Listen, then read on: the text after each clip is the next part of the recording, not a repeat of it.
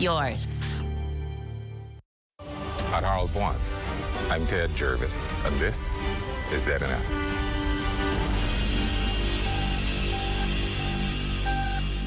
The Rundown is brought to you by Commonwealth Brewery Limited.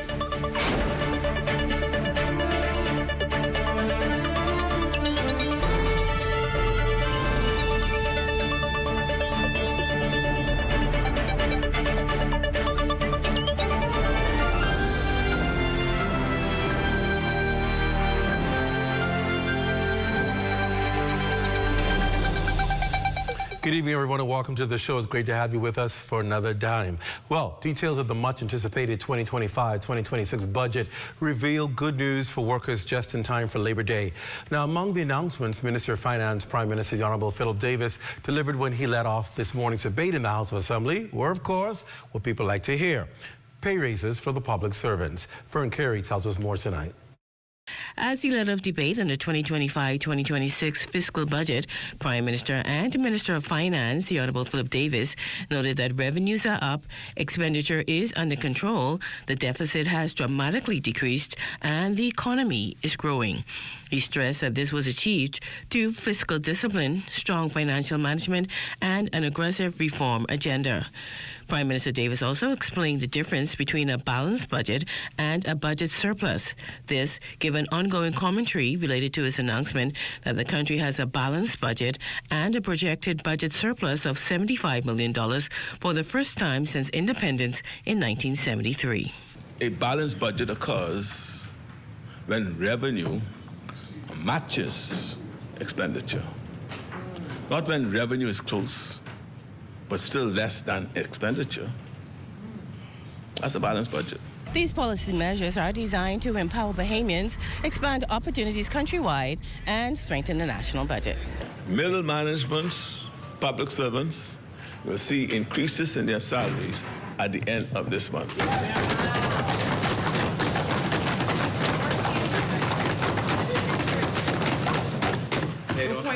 They don't seem happy. That's following our salary review that we promised. The move is expected to boost morale in the public sector. Prime Minister Davis noted that the second phase will be implemented in September this year, while health insurance will be expanded for all government workers. This initiative will provide broader protection for our public officers, reduce out-of-pocket medical costs, and improve overall access to health care for those who serve our nation. We are also modernizing the delivery of healthcare benefits by enhancing the National Insurance Program. Prime Minister Davis also announced that the National Prescription Drug Program is transitioning from the National Health Insurance Board to National Health Insurance in a bid to reduce pressure on the public purse. For the Bahamas Tonight, I'm Fern Carey. All right, there you go. Thanks, Fern. So there you have it. Prime Minister obviously breaking down some of the numbers and then talking really about, well, of course, the big thing I think everybody heard, no one went past it, was, of course, the increase for middle managers and supervisors, I guess, in the public service. Something that public servants always welcome is increase. And then, of course, that would no doubt designed to address cost of living, right? Some of the big ones that people want to see addressed by government is cost of living, power, being able to bring cost of electricity down, crime. Those are the big ones that people want administrations to be able to address. And here you are hearing some of those things the Prime Minister believes will address those big issues and big problems head on. Healthcare, big one, right? People can't afford medicine. People can't afford health care. And so being able to find a solution so that people can have access to health care without the need of having private insurance is going to be critical. We've seen too many people in our country suffer because they don't have affordable health care. They don't have access to health care. And there are challenges in the public sector in health care. So being able to now turn a national drug plan into the national health insurance plan that provides access to critical drugs as well as health care is going to be major if the government is able to do that. Because at the end of the day, it is expensive to stay alive. Even more expensive when you have to correct something that is life-threatening. So being able to provide that health structure is going to be important and critical for any administration to be able to deliver on. So Prime Minister starting out trying to give the picture that he's addressing the hard stuff. If they're able to deliver on it, then payments no doubt will benefit from it.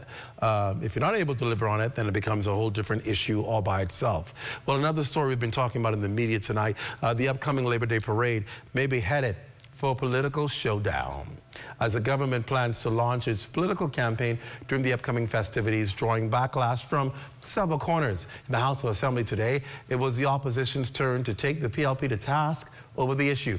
Corvell Pyfrom joins me live tonight on how the exchange went. Corvell, good evening.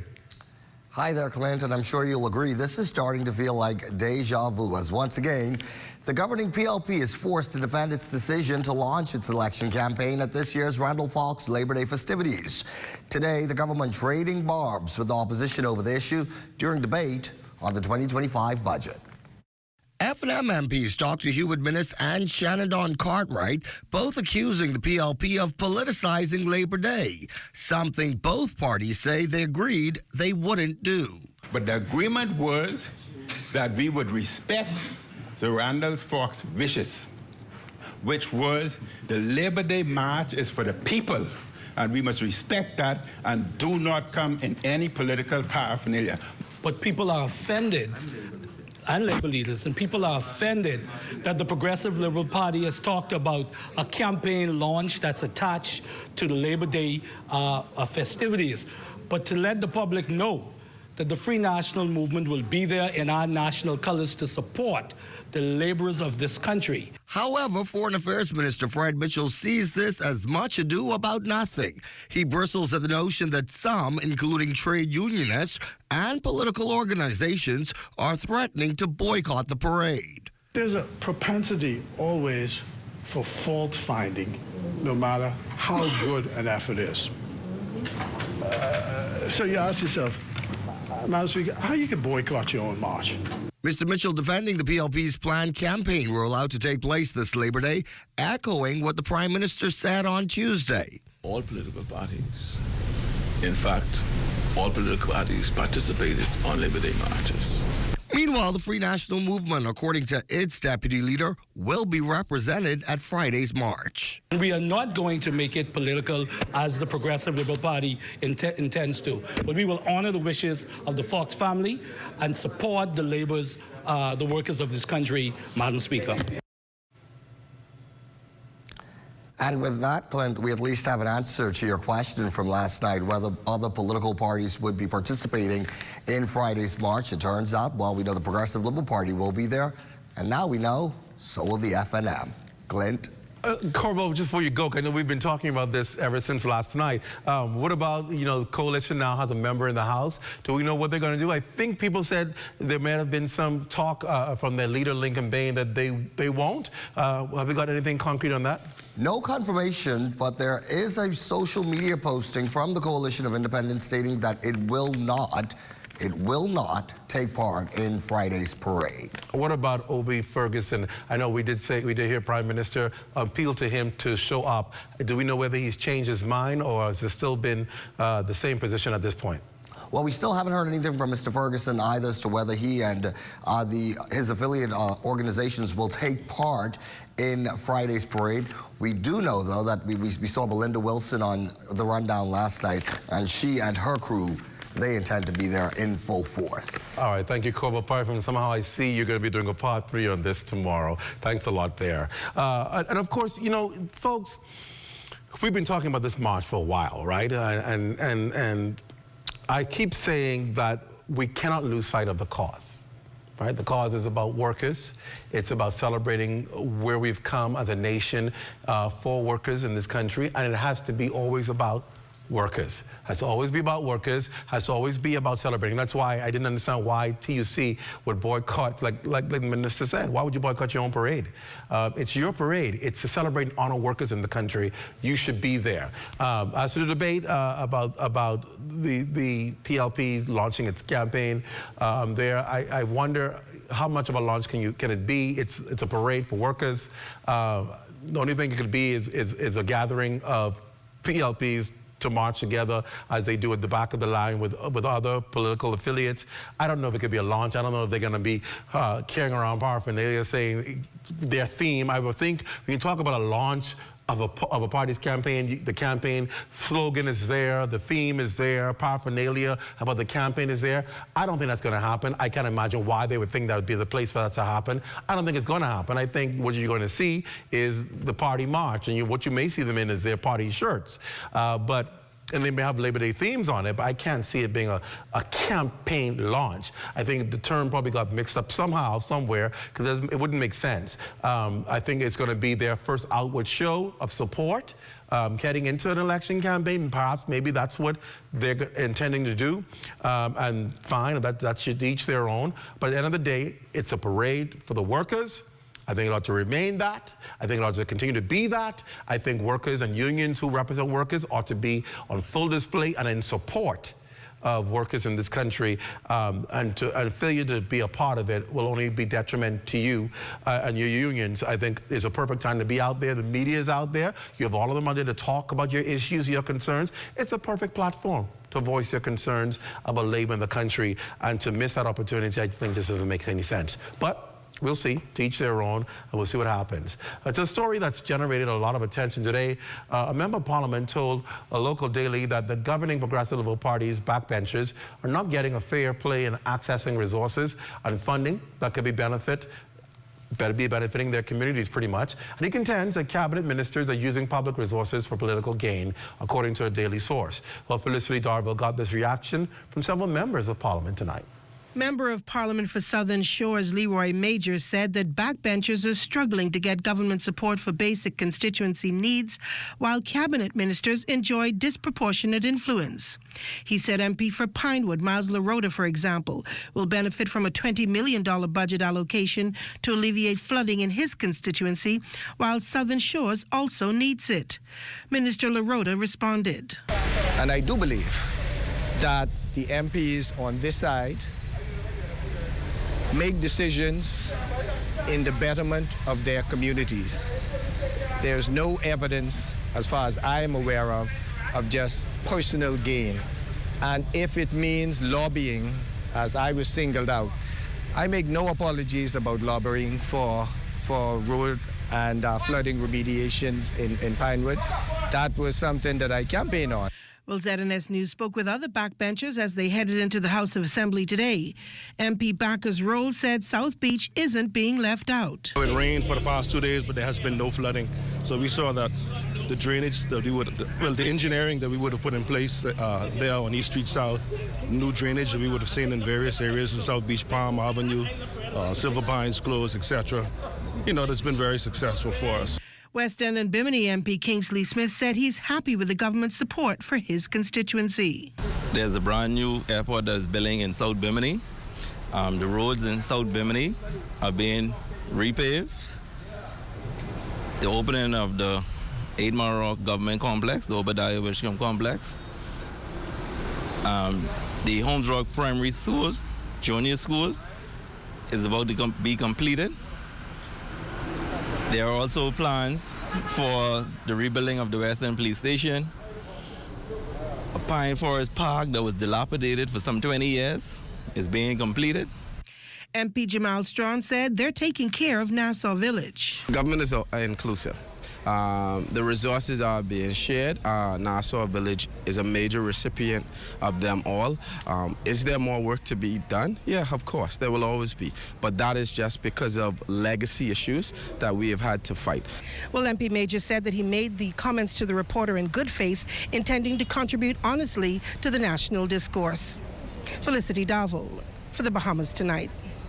So that there may be a small case of putting your foot in your mouth, right? But the reality is, he spoke to a reporter. And I always tell people in the front line, be careful when you open your mouth to reporters, because sometimes what you say, what you mean, is not what they interpret. And you end up having to make apologies for what you say because somebody interpreted it a completely different way. And I believe his intentions are well. I mean, Leroy Major, he's a pastor, a good man, and he has good intentions, I would think. And I think what may have happened there is exactly that, a confusion in communication, and it came off incorrectly, and it became the headlines for the Tribune. And we know the Tribune, right? So he gave them something to go on, and they ran with it. But that's a classic case of a lesson, I think, well learned in the careful little mouth, what you say, because it could be interpreted the wrong way, and you find yourself spending the entire day trying to make up for your fray. So I think you'd have learned from that. Well, the 2025-2026 budget will be making national headlines for the next few weeks. By the time this is over, y'all will be tired of hearing us talk about the budget because it's for the next 3 weeks. We're going to be obviously talking about it tonight. The opposition will weigh in on the upcoming budget. We always love when they come to our set.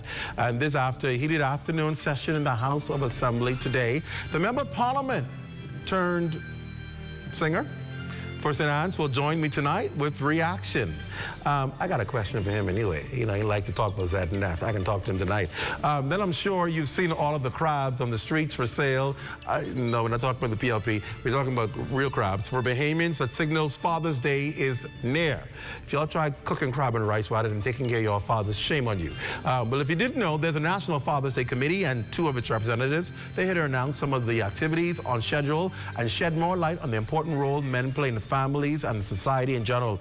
You listen up, because y'all go all out for mothers. It's time to go all out for fathers. So we're going to have a great show tonight. Stay with us. The rundown here in the ZNS Network is back with Adrian White on the other side of the break. Stay close. Summer in the Bahamas. The weather is hot, but not as hot as the ZNS summer packages. Get ads on ZNS TV or ZNS Radio Network or the TV community page, or a combination of all 3. ZNS has got you covered with great prices, whatever package you choose. Book before June 7th and get the local Federation Championship Baseball bonus full of all kinds of extras free of charge. Contact your account executive or call ZNS Sales at 502-3800 today. Hot summer package rates valid until July 31st. Let's go! At Frame Studio, as soon as you enter the door, we showcase any individual that comes in there and make it feel like they are at home. The space itself is 1,800 square foot. Our side wall, which is industry standard also, is 24 feet wide. You can do anything that you can possibly think of. At Frame Studio, under our theme, Now Create More, we look at Frame Studio as a canvas. And any artist knows a canvas is blank, and then you create whatever you want to do, right? So we have where you could rent tools. We even have workstations that people could rent out. To anyone inspiring to do what I've done, or what my colleagues have done, or any other journey, I would say to you, don't be afraid. The worst someone can actually tell you is no. So if you have a vision, you have an idea, not everyone will get it. But if you believe in your vision, you believe in your idea, I say go wholeheartedly at it. For more information about the Creative Entrepreneurs Initiative and the Crafting the Bahamas workshops, email info@sbdcbahamas.com or call us at 461-7232. Good morning and welcome. I'm Dr. Gale, and I'm inviting you to be a part of a journey where we open the Word of God to receive strength, to receive empowerment from the Scriptures as they have been written. Get your Bibles, get your cup of coffee or your tea, because this journey is gonna be great. This is your day of victory.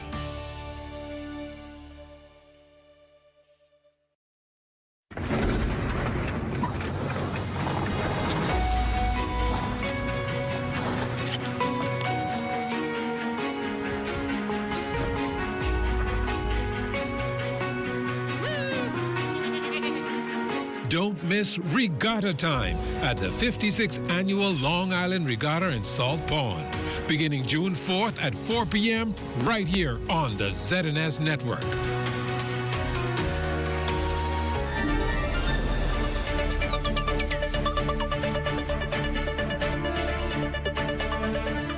Welcome back to the Rundown. A special good night to all of you who are here in the Lions Den. I see you. Great to have you. Bertha Smith, always good to have you there. If you're watching your various platforms on YouTube or on your various cable platforms or Flow TV around the country, Turks and Caicos around the region, internationally. Welcome. Always good to have you. Well, he started his political journey as an election poll worker in the late 90s. Now, noted attorney Adrian White has elevated to the halls of Parliament as a member of Parliament for the St. Anne's constituency and the leader of opposition business in the House of Assembly. As a budget debate begins, his role ensures that the voice of the opposition is heard, literally the voice. And we had to show you what the St. Anne's MP did at the start of the debate this morning session. Take a look. It's politics time again. How you going to vote now? People them crying. Buju is moving like a nuclear now. Okay, so he's not a fit candidate for Shabak just yet, but welcome to the show. Adrian White, it's good to have you here for the first time. Welcome. Thank you very much, Clint. Pleasure to be here on ZNS. So what prompted you to sing this? I have to start off asking that. What prompted you to start soloing? I tell people that I'm the drummer boy. I'll play my best for him. So when my colleagues are being attacked and the Prime Minister was hitting some good blows, reciting some of the writings from our leader's book on politics, yes. I had to remind him that those were the observations from Michael C. Pintard, and that people play politics in the country. And one of the best, the man who wears the crown for politics, is the good Prime Minister who walked around prior to the last campaign with Buju Banton. You have good memory. Yes, all right, so let's jump right into our discussion tonight. Obviously, the opposition is going to be talking about the budget, 2025-26 budget. You would have had a press conference after the initial communication, and today you would have heard Prime Minister to talk more about it. Your thoughts on this budget? It's clearly a election budget. I won't say there's electioneering, but people are getting money placed into their pockets. We still have an issue with single source contracts, even to where we saw $20 million awarded for Long Island recently. Long Island needs it. Right. All constituencies need it, like Leroy Major was saying earlier on. But I look at this as a bucket list budget. So we've got a Prime Minister who's been in government for decades. He's taken this administration to times traveling around the world, holding great galas, and now he wants to finish with something on his report card like a balanced budget. This would be the first time in history since VAT, if they achieve it at the end of next year, since VAT, that there's been a balanced budget. But you can go onto the Bahamas Financial Services Board website, and they'll show you that in the 2001-2002 budget was a balanced budget, and that's also carried on the Compliance Commission's website, the full budget report. So this, if they achieve it at the end of next year, will be the first time since VAT. Collecting VAT, that's a lot of tax money. It makes it a lot easier. The government has said that anything that's good for the Bahamian people is bad for the FNM. And bearing that statement, they're saying that there's a lot of criticism because things are happening, things are going right. Is that the FNM's position? Is the FNM, do you feel that whenever there is perhaps good news for the country, it impacts the electability of the Free National Movement? What do you say in response to that statement? No, I don't believe that's the case at all. I think the FNM is good for the country. The government that's in place now, the PLP administration, they seem to have a propensity to succeed in opposition and not be so successful in government. And what you're seeing, whenever they say what they've done, and they look for applause, instead of simply running on their record, they tie the FNM's name back into it. And you'll hear one or two deep-toned gentlemen in the House say doom and gloom, referring to the FNM. But all they're doing is they're saying that they've done something good, and then they say why somebody else won't like it. That's very negative, and you know, that runs off our back like water on a duck's back. We don't mind, because that's all they got to say. Even when it's their time to talk about what they've accomplished, they want to talk about us in the FNM. Let's talk about the Free National Movement. Obviously, we're a year heading into an election, and the Free National Movement is hoping to gain the trust of the Bahamian people again and be elected. Why do you believe that the Free National Movement is the right alternative to this administration? I think that what's been proven since '92 is that the people do trust the FNM. When the FNM does not achieve up to public expectations, they let the FNM know, just like they let the PLP know. You guys got to take a seat on the bench for a little bit of time, and administrations have come in and out. So I see, especially with the change of leadership at the top and with the dynamic visions and leadership of Michael C. Pintard that he's proven, whether you like him or not, whether you underestimate him or not, he's a man, a Bahamian with great potential. And in brief stints in ministries that he's been given the opportunity to represent, Ministry of Sports, Ministry of Agriculture and Marine Resources, I mean, he got things done very quickly and very impactful. I've told this on other news stations in in youth sports and culture at cabinet level. They made sailing the national sport. And I attended recently the funeral for Sir Henry Bostwick, and what struck out to me is that one of the photographs in there had Arthur Hanna, A.D. Hanna, dressed in a full cricket uniform. So for a very long time, the government that brought the nation to independence not only kept cricket on as the national sport, but also played it. And it was the FNM that came through after outcry from the public that made it the national sport. And when the PLP came in, they just passed the bill in Parliament. So both administrations play an important role. But in a very brief window in sports, youth sports and culture, Pintard accomplished that. Ministry of Agriculture and Marine Resources kicked Dominicans off our seabed and ensured that there was policies put in place for our major resorts and major importers to buy up to 40% of their products from Bahamian sources. So a man of action, definitely. You talked about just now the fact that there's been a change in leadership and with Michael Pintard there. And that's still something that continues to kind of loom over the Free National Movement, because he is the delegated and the elected leader. But then there's still the perhaps there's still the, I don't want to say interference, because he has a right as a member of Parliament, the former Prime Minister, Dr. Hubert Minnis. There's still the concern by many as to what is going on here. He's saying that he's still going to run the Free National Movement, and its leader, Michael Pintard, said they don't believe that they're not going to run him. They said it outright. And people are wondering, well, what's happening as far as leadership? When he gets up and speaks in the House, he still speaks with this level of, this is, you know, how he's seen or whatever. And then you look at your opposition members, and it's kind of like, why is this man talking, kind of thing. How do you handle that, especially when Bahamians are trying to look at the FNM and say, is this a better alternative? How do you still handle what many deem in your party as a distraction? You have to be thankful that a party like the Free National Movement, after the next election, if Michael C. Pintard's elected, will be a party that has 3 living prime ministers in the Commonwealth of the Bahamas. So that is an exemplary example case of our democratic process in the Bahamas, and that at a certain time, new leadership comes in. You don't need to maintain leadership that's already had an opportunity, or that may be getting past the point where it's now stepping on the toes of younger leaders that are vying for that opportunity. The longer people stay in leadership, the less opportunities there are for people below them or younger than them to really show what they can contribute at that national level. And it's important that we always focus on bringing in new blood, new ideas, dynamic leadership, and leadership that always does the best for the people, financially, fiscally, as well as productively, from employment to economic improvements, and really creating new industries in our country. That's really what we need to try to do, step away from what we have and add to it. How do you step away from what you have when the person who is there is not going away? Is that a concern that going into an election campaign, you're not giving this united front that people would like to see? And he's on the sideline saying, I gotta move. I just ain't telling you what it is yet, but I gotta move. Yeah, I mean, he is going away. How?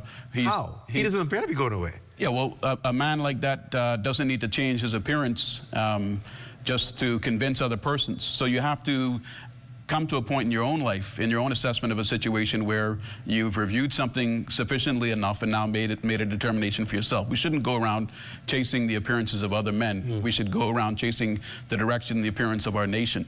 So the way I've always looked at it is, you have Minnis, who is the head of the Pride Lion Pride, and you have Michael C. Pintard, who's come in now, overthrown the former leader of the Pride. But at the end of the day, that Pride, you could trace it back. It's all one strong family that's going to continue to dominate the Serengeti. And that's what it's all about in strong leadership and transitional governance. So I'm happy. I'm pleased for how it's all played out. The Bahamian public needs to see it. We had a great prime minister in Sir Lyndon Oscar Pindling, and he stayed on to a point where he was quite frail after the last election that he ran in.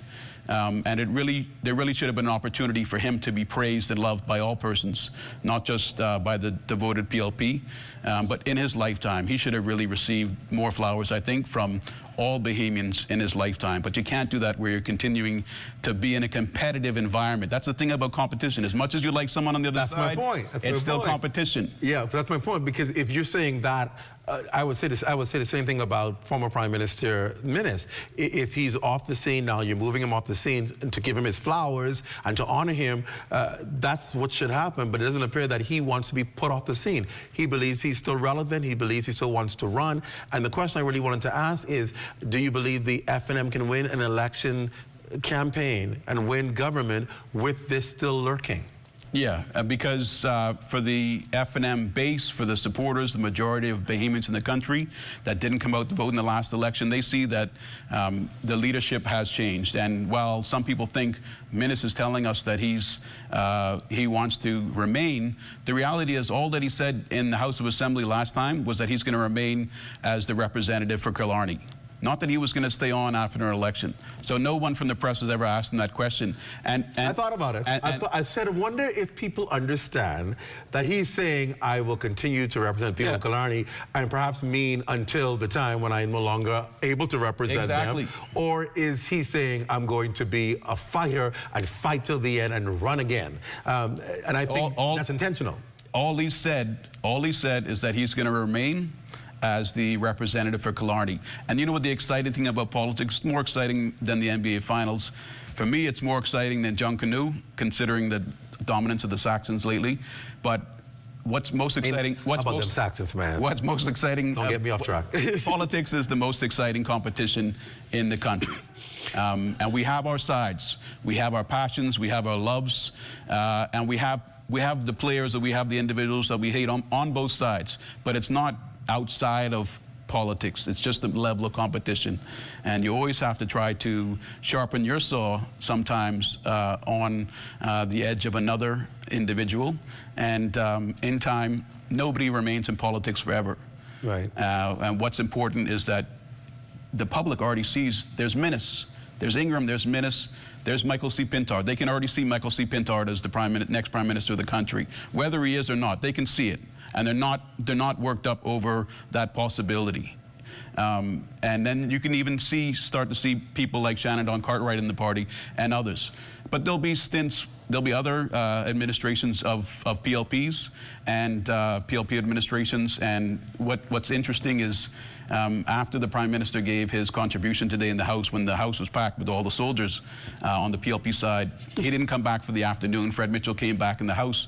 I think the government had maybe 12 members. Fred Mitchell, because he has a physical ailment right now, limped out afterwards. And you had I. Chester Cooper, and you had Joe Beth. And normally when the PLPs are there in the front row, they converge on that front row together. You know, it's a power scrum like you would have in rugby. But they kept 5 chairs between them. You could have had an iceberg between the two of them. So I don't know what's going on. What do you summing that up to be? I don't know what's going on there. I mean, I guess they would both like to be leader, but definitely one of them would like to be going into the next election as leader of the Progressive Liberal Party. And to the credit of Philip Edward Davis, he's had a spectacular run in politics, and I think he even knows that he would be happy seeing his legacy continue, no matter what side of the House it's on, because we are all Bahamian at the end of the day. Let me ask you, what is the public telling you about the FNM's leadership? The public is telling me that they're not so concerned about leadership. Leadership's been settled. What they want to see is the candidates.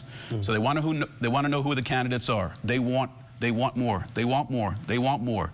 That's a sign that there is deep interest in the FNM. And no matter how it gets slung or trolled online by members of the PLP, the people are always and only talking about the FNM. They don't want to hear about the Cornerstone Project, Golden Yoke. They don't want to hear about the Glass Window Bridge anymore.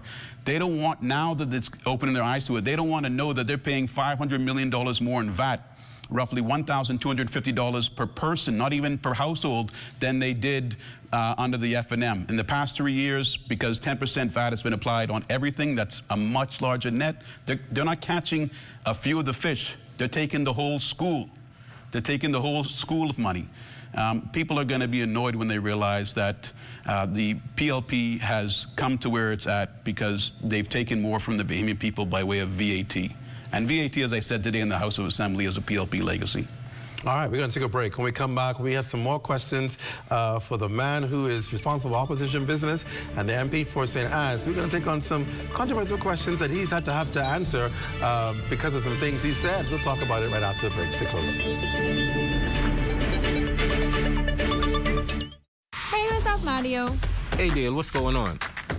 Have you seen ZNS new digital platforms? No. Let me go check it out. Good day, Bahamas. I'm Devontae Hanna, and this is ZNS Digital, where we cater to your news and entertainment needs. Are you a foodie? I thought so. Then look out for Digital Bites. Shining a light on Bahamians and the good that they do, ZNS Digital is home to the Sunshine Room.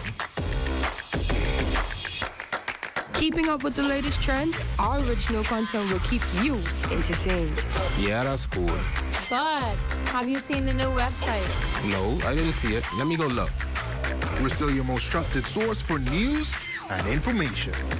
That's ZNS Digital? Yeah, that's ZNS Digital, the people station in your pocket.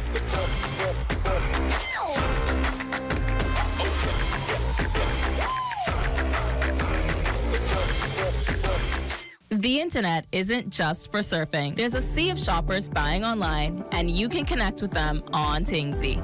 Tingsy is the SBDC's online storefront built for Bahamians. Take your business to the next level by selling to customers online, both at home and around the world. People want Bahamian things, and if you got things to sell, sell on Tingsy. Find out how you can connect with a sea of buyers by visiting TingsyBahamas.com. You've got termites and need to get rid of them fast? Trust Rentokil Initial. With over 60 years experience in the Bahamas, the global brand, training, and expertise can't be beat. Only Rentokil Initial gives you a 3-year warranty and payment plan options on termite fumigation. No one can match the range of treatments we offer, such as fumigation, pre-construction treatments, termite monitoring, and more. No matter where you are in the Bahamas, we will come to you. When it comes to complete termite eradication, there's only one name, Rentokil Initial.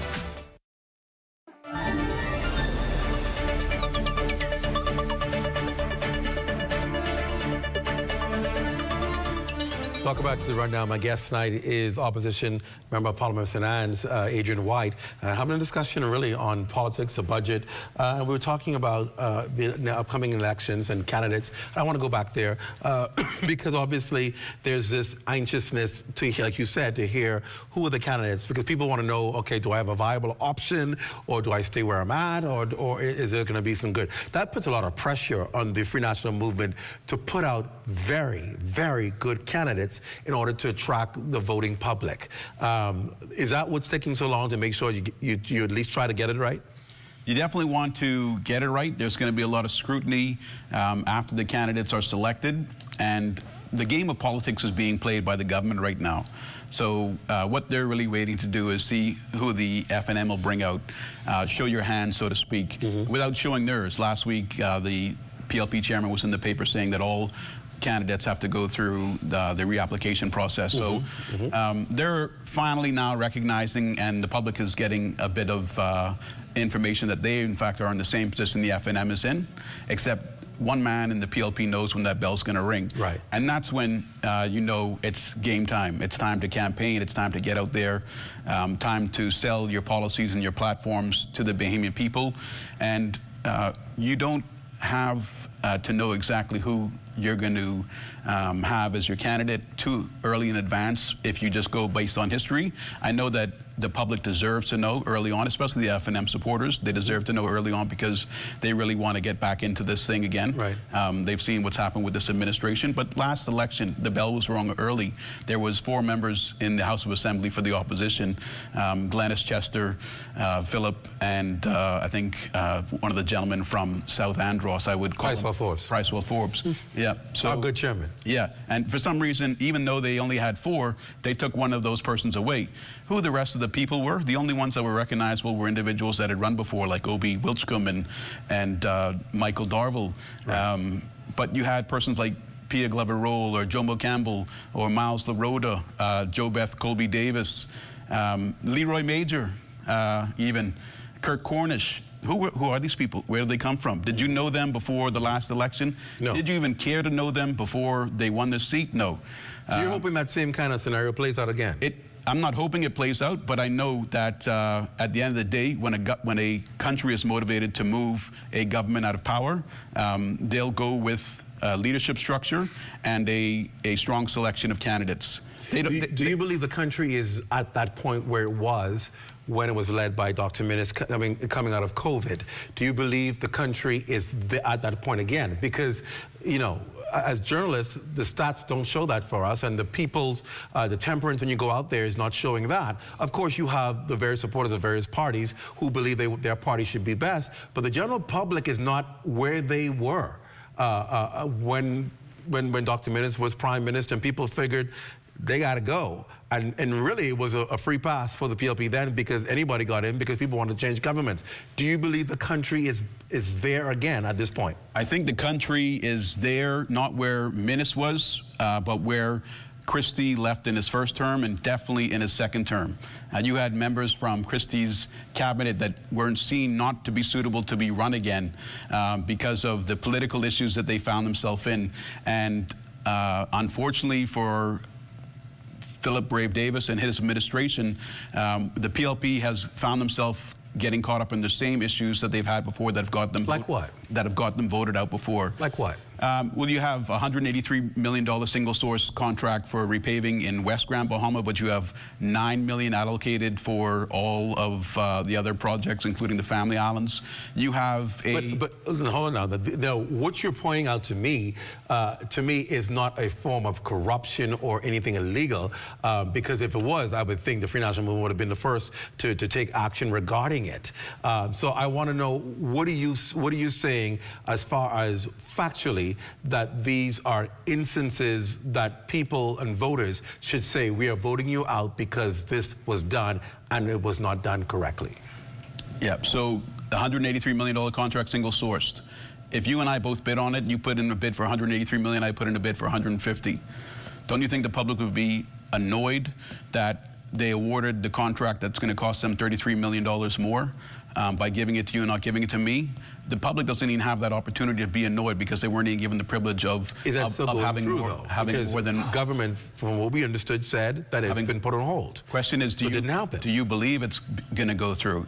No, well, you go based on what people say, right? No, but it hasn't happened. No, so you don't. Can't call it an act of corruption or if it hasn't happened. You don't go based on what people say, especially when what a particular set of people... The facts will reveal it. Especially when a certain set of people continue to say one thing one day and another thing another day. I mean, we even heard a reversal in the House of Assembly today by I. Chester Cooper when Kwesi Thompson brought up the fact that there's going to be this new fee, this new tax. If you're in a business and you're doing a project over $1 million and you would previously get be able to claim VAT exemption on that, you would have to now go to the comptroller, an individual who would then have sole decision-making over whether or not you get your VAT back or not. Mm-hmm. And I. Chester Cooper said, oh, no, we're going to change that. So there's pushback there. And even you said just now that they said it's on hold. Not canceled, but on hold. Okay, so you didn't like the way we presented it as one winner. We're going to make it 10 winners. At best, that's the explanation I heard, and that's not sufficient. Right, but what I'm saying you got caught with your hand in the cookie jar. Right. So what I'm saying to you, though, is and now all the cookies matched up. But at the end of the day, an administration has time to fix if something was done incorrectly, because we know how governments run. Sometimes people are involved in the matter and things get done. And at the end of the day, there are no clear-cut cases of corruption, so to speak, or issues where people have been found wanting. In the previous administration, there was that. There were cases of, you know, the food program and other things where proper protocol was not followed. Dwayne Sands would have been terminated because of proper protocol not being followed. These were things that you can tangibly say happened under the previous administration, but you've not seen that happen under this administration. Or again, I would charge the FNM would be weak not to point it out or pursue it legally if there was something being done. So at the end of the day, it's still a matter of political talk rather than it is actual factual presentation to the Bahamian people. Yeah. And so the question obviously is, what would the FNM use other than just the political talk that says we want to be government? What will the FNM use to say we are the better choice from this administration? Because there are people that believe that this administration has taken on the hard stuff, crime, and you've seen intervention there. The cost of living, you've seen intervention there.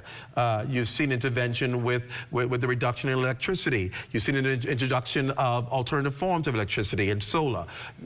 Some of the things that people consider the hard stuff, you've seen this administration take on and tackle. So that builds a defense for the opposition that says, if they're having some success with these things, what are we going to campaign on to say we will do different or do better?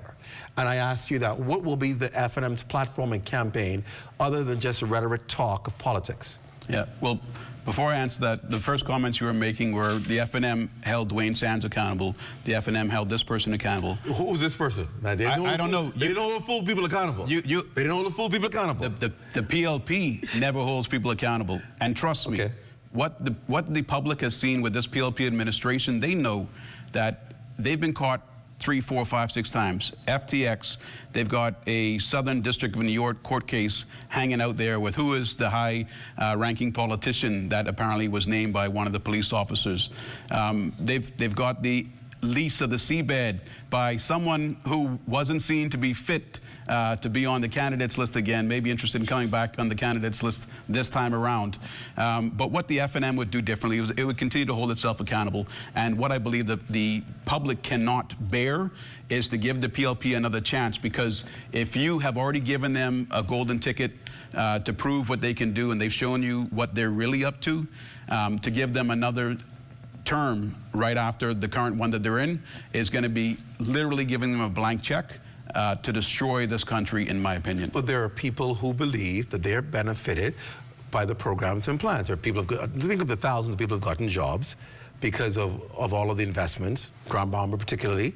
There are people who believe there has been some success. So while I agree with you, there may be people who feel as though, listen, this has been a wash for me, I can't do this again. There are some who have benefited. And when they go to the poll to make the decision, they may seriously consider the Free National Movement and want to say, well, why would they be better? And they're going to look for that tangible reason as to why. We were talking about Grand Bahama just now. Why wasn't the Free National Movement in Grand Bahama for the signing of the heads of agreement for Grand Lucaim? You just said that some have benefited, job, etc. A reality is what we're seeing in our budget contribution is that this government is for a few, but it's not for you. Okay, coming back to Grand Bahama, but first, yesterday I heard an advertisement, Water Sewage. Water and Sewage is offering a 50% discount for persons who have had their water disconnected for a year. That's persons that don't have wells, that have public water supply through Water and Sewage Corporation, and guess what they're doing? They're offering you a 50% reconnection, 50% discount on the reconnection fee, not on your outstanding bill, but on the reconnection fee. This is where government entities have found themselves. This is where the public finds themselves. They have to offer 50% off just to get people back on water that have been off for a year. That's ridiculous.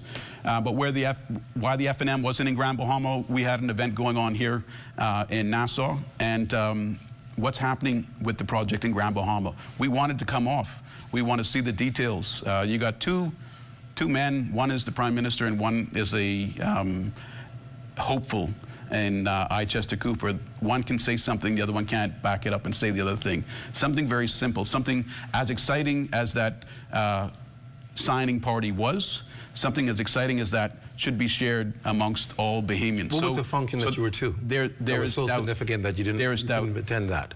Well, so we're not just expecting to remain in opposition. We're actually planning to be in government in the next administration. So it was a planning meeting related to that. So your planning meeting was more important than going to a celebration. Where the investors were there. There was an agreement. If you're successful in government, you're going to have to be negotiating with them. Don't you think that would have been a great first impression? Well, we already have established a great first impression because our leader has made a direct line of communication. So he's talking to them directly? Yeah, he's already reached out to them directly. So it's one thing to be up under Philip Edward Davis's arm, like the rest of all the cabinet were there. I mean, I don't know if they caught the free ferry there. They definitely charged the taxpayers the flight airfare. So we didn't have to be there, but we want what's best for Grand Bahama. We want this deal to come through. Right now, the public wants to see what the details of the deal are. They don't want to hear about Golden Yoke. They don't want to hear about the glass window bridge. I want to move quickly because they're telling me I have to wrap up, but I want to get some other quick stuff in here for you, real quick answers. Did you apologize for the comments stating that only sensible people vote for the Free National Movement? There was a whole thing about that. What was your position with that? I made a statement about it. Only was never part of anything that I said, and in fact, the words that were used were the words of Christian Jones, and at the end of his words, I just said yes, but only never played into that. So I've never said it's only F&Ms, and I have apologized. All Bahamians are great in this nation, and that's something that I believe in wholeheartedly, and that's why I represent the great constituent St. Anne's, and I'm a family man, and I'm fearless. I'll let you close with this real quick. Of course, you just said it. You're the member of Parliament for St. Anne's. Do you hope to be renominated for that particular constituency? Yeah, I hope to be renominated as a candidate. I hope to serve one more term in politics, make a contribution in cabinet. Something that the nation really needs is to have land use plans and land use policies. I said it very early in one of my first contributions in the House of Assembly. This government continues to operate with the cart before the horse, you know. Another way to say it can't be said on air. So we need to change that. We need to have land use plans. We need to have land use policies. We've been seeing more and more where even our environmental protected areas are being scraped down by heavy equipment when that shouldn't be happening. And with proper land use plans, everybody knows what they're allowed to do. We'll know where developers can be invited to participate in joint projects with Bahamian citizens who also have an opportunity to participate with them through ownership in that resort and that mixed-use development project. We know where our housings complexes are going to be. We know where our recreational green spaces are going to be. We know which of our family islands we're going to build up properly through city development and industry. So there's a lot that we look at because it's all that's in front of us now, but there's much more that we can do with proper land use planning, and hopefully the people will see me into the next cabinet. We're out of time. I'm going to have you back. It was a great talk, and I have a lot more talk. We can talk. So I definitely invite you back to come and talk with us and finish the conversation. Great. Thank you. And hopefully you're enjoying ZNS. As you can see, we've done a lot of modernization. Yeah. We didn't spend $200,000 on the trip. We spent $20,000. Yeah, well, nothing, it all was changed anyway, so I'm sure expenses had to be cut down. Whatever that meant. It was all indoors at the end, no longer in the mall. Whatever that means. Yeah. Thank you, Richard White. All right, thank you too, Clint. Stay with us. We'll talk.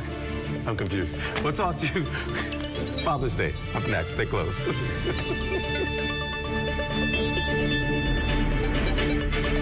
After 30 years of banking, I've decided to take a leap of faith. I moved from banking into an untapped industry, which is manufacturing in the Bahamas. And now we are standing on 3 acres of land on which we're going to be putting the Bahamas' first end-to-end plastic recycling company, Eden Recycling and Manufacturing Company Limited. Eden has 2 arms, recycling and manufacturing. This is groundbreaking for us. It's never been done before. It really makes a difference, not only in the Bahamas, but even around the world. This is not just a project that we're doing so that we can make a couple of dollars. We want to make sure that it benefits those who come after us. In future generations, we hope that this is a small vision, that they will take it and they'll expand on it. We can have the formula for what it means to do end-to-end recycling in the Bahamas, in the region, and even if we have to export these ideas and thoughts and concepts even into the U.S. got termites and need to get rid of them fast? Trust Rentokil Initial. With over 60 years experience in the Bahamas, the global brand, training, and expertise can't be beat. Only Rentokil Initial gives you a 3-year warranty and payment plan options on termite fumigation. No one can match the range of treatments we offer, such as fumigation, pre-construction treatments, termite monitoring, and more. No matter where you are in the Bahamas, we will come to you. When it comes to complete termite eradication, there's only one name, Rentokil Initial.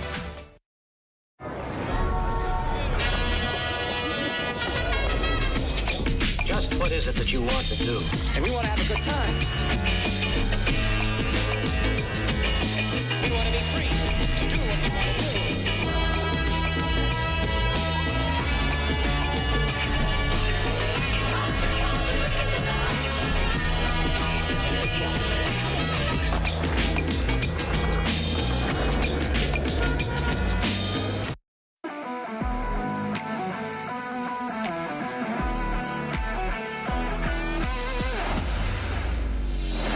Bahamas Striping Group of Companies, we have been in Exuma now for the past 4 years, carrying out our paving program. A part of our company's philosophy is to do some work to international standards. So when you look at our paving division, we have a state-of-the-art lab to do all of our testing in-house, as well as a state-of-the-art asphalt plant with a trained technician carrying out the work on that site. The overarching goal of our company is to produce the work that we're doing in the entire Bahamas to international standards. We also make a difference by the training of our staff. We have a very intensive training program going on to where we are teaching young men how to learn the art of striping. Being a young man myself, I've made mistakes in the past. I was given a second chance to better my life, and it's only fitting that we pass that along. What's important for us is giving them a second chance for them to get a skill and a career that can take them further in life.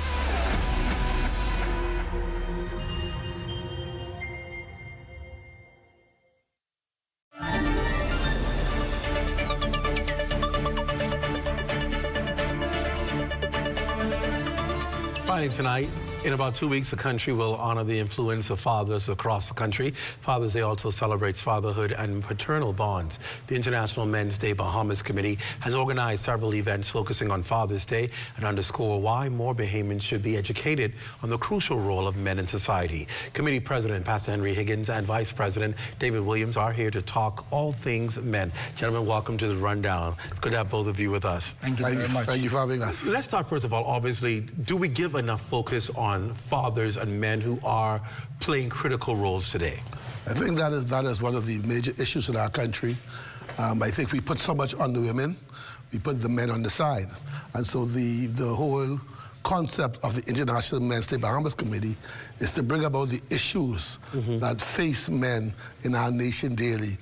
We also about promoting men and celebrating men and boys, and not just the men who are always in the limelight, but celebrating the unsung men, the fathers. There are a lot of them who don't say nothing, but they do their job. They do their job. And those are the men we want to celebrate. Those are the men we want to bring to the forefront as a part of our mandate. Are we still celebrating Father's Day the way we celebrate Mother's Day? Definitely not, and you began by talking about the fact that on Father's Day there's a lot of crowd. You don't see as much persons on the streets selling baskets and whatever, and that's what we need to do. As a matter of fact, I've always said to people, and I'll say this now live, coming up Father's Day, I'll encourage all pastors, whether you're male or female, when you get into that church service, there's nothing negative, I repeat, should be said about fathers.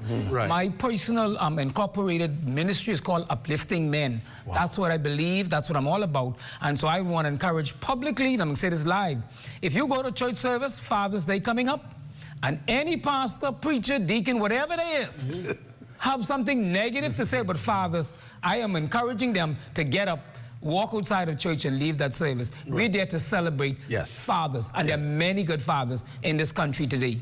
Talk about some ways that you want to uplift men in this country and fathers, of course. Well, we have a number of programs that we do through our International Men's Day.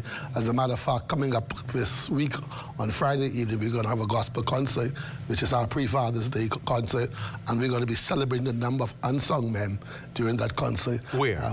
It's going to be at Chapel on the Hill, and that's on Friday, 6th of June at 7 p.m. So that's going to be an exciting time. Fathers can come out, you can bring your fathers, so there'll be lots of surprises and prizes for the fathers, and just to celebrate the fathers, not the ones who you hear about all the time, but the ones who you don't hear about, but they are daily taking care of their jobs, taking care of their children, taking care of their families as fathers. And then, of course, our major event, which the Dave is going to talk about, will be our Father's Day initiative at the Bahamas Department of Correctional Center. So Dave is our chairman of that area. So yeah, you know, again, like I said, I believe, and I don't have nothing negative to say but men. Uplifting men is who I am. That's where God has called me to be. And this is why I believe He has called me to prison ministries. I've been involved for about over 20 years because I am going to men. They can't give me nothing back. You don't get the cameras in the front of me when I'm in the prison. Right. And what I'm seeking to do is go to those who would have, for whatever reason, they're down low, and I'm seeking to, through Christ, uplift these particular men. And so what we're doing for Father's Day, Saturday before Father's Day, which is next Saturday, we are celebrating 50 fathers in maximum security. Wow. They're having their children come with them. Man. Okay? We're going to provide care packages. We will provide food. We will provide drinks. And we'll also provide some gifts to the children. And so we'll be helping share that bonding. I had an experience some years ago, and that always stuck with me. As a young boy came to the door, his mother brought him. And he was quite a distance off. And he saw his daddy. And he started to say, "Daddy, Daddy, Daddy." And afterwards, I was so moved, I went to that young man. I said, "That is something you ought to think about. That impression should never leave your mind. Because look at your son crying out for daddy, and you're not here for him the way you ought to be." I'm sorry I didn't get his name, so I got a follow-up. But my point is, so what we want to do is celebrate with these men. We there are like Jesus Christ. Jesus meets us where we are, and He lifts us up and takes us to where He wants us to go. That's an excellent initiative. Pastor, I'll give you the final word. What do you want to say to people as we prepare for Father's Day and these events? Well, what I want to say to our nation is let's celebrate our fathers. Let's big up the fathers on Father's Day. Let's go above and beyond what you did for the mothers. Let's go up, because you know, God created us first. Yes. And the thing about the kid is whenever Satan sees me or you, he sees God. Why? Because we created in His image and His likeness. So that's why He wants to destroy us. So that's why it's important for us as a nation to uplift and strengthen our men. And that's what we do. We're going to strengthen our men as much as we can. And so we want to encourage the whole nation. Let's strengthen our men. Let's celebrate our fathers on Father's Day. There you go. You have a pre-concert, Father's Day concert, Friday, 7 p.m., Chapel on the Hill. That's off Tony Williams Darling Highway.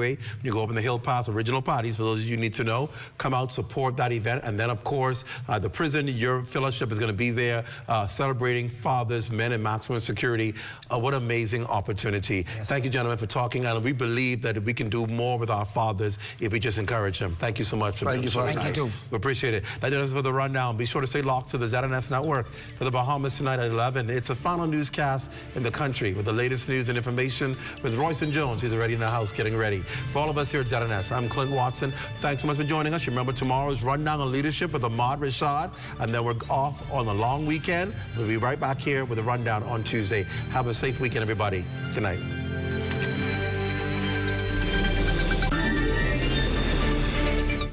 At Fort Montague, I'm Opal Roach.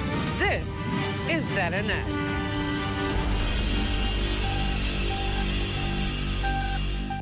What if one phone call, email, or text message could drain your life savings?